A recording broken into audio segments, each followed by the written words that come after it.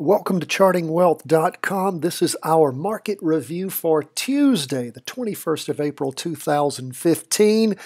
The market never ceases to be fun and surprise. This is IYY, the total market. We always like to look at this index fund to start things off.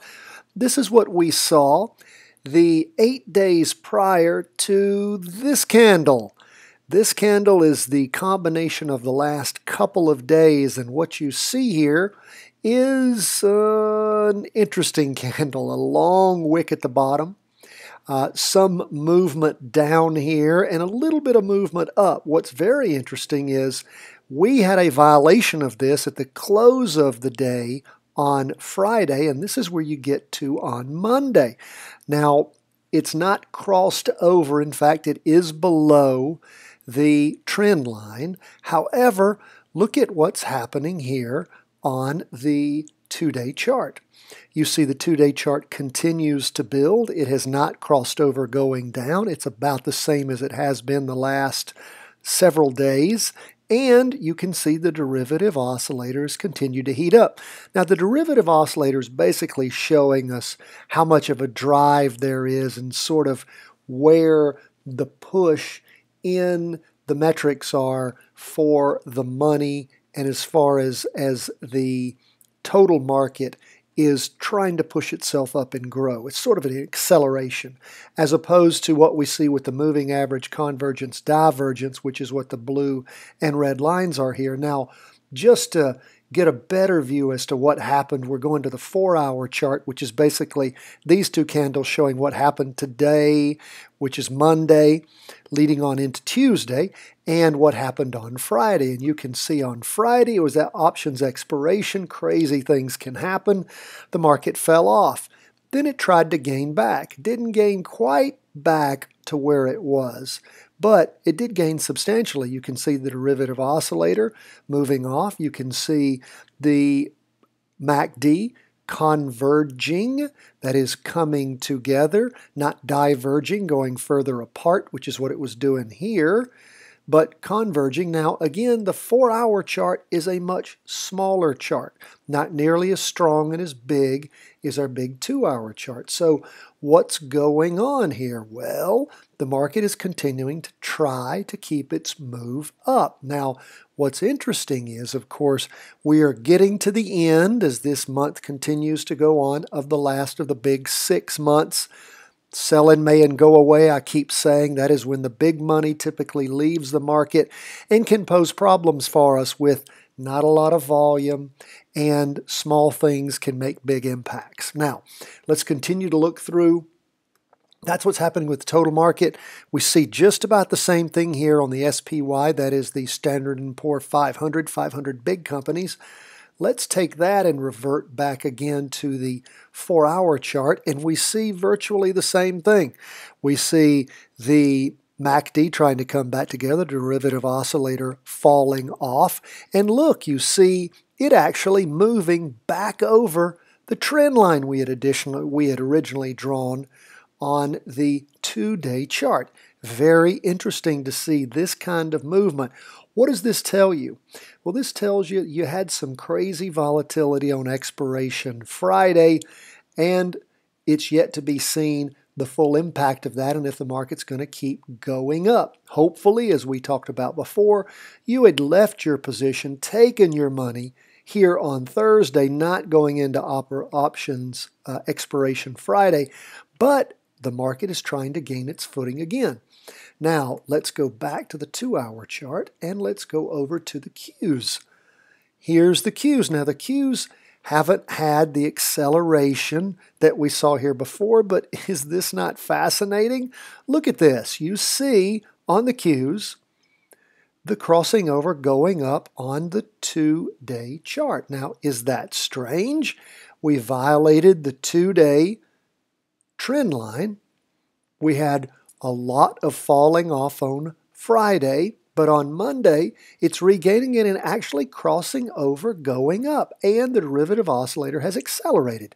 Isn't that interesting? Now, let's move over and look at the 4-hour, the half-day chart. Look at that. We see basically the market, the Qs, making up That is the NASDAQ 100 making up for all the drop-off on Friday. Is that not fascinating? And even the 4-hour chart is trying to cross back over going up. So the market's trying to regain its footing. Is that going to happen? We don't know yet. We'd like to see some further confirmation, but it is sure trying to do that. Now, before we leave the total market, let's go to gold and see what's happening there. Look at gold. Gold is just continuing its best to hold on. Now, we saw right here what's called the doji. Lots of indecision. Whenever you see a cross, that means what? Very little movement. Some up, some down. The bulls and the bears matched each other, and the price changed virtually nothing in that 2-day period. What we see happening is everything has been contained over day 1, 2, 3, 4, 5, 6, 7, 8, 9, 9, 10. So we've got about 2 weeks worth of movement in here, all contained within this one green candle. Since the 6th of April, gold has not figured out what gold is going to do.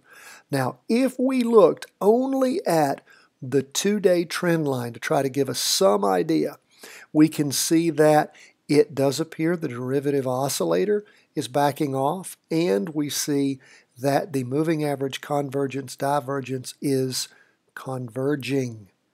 Not diverging, not moving apart, but converging. For what? Well, typically when it converges and it's been in an up move, it's getting ready to move down. We have seen, however, we tried to draw a little trend line here. Not much of one.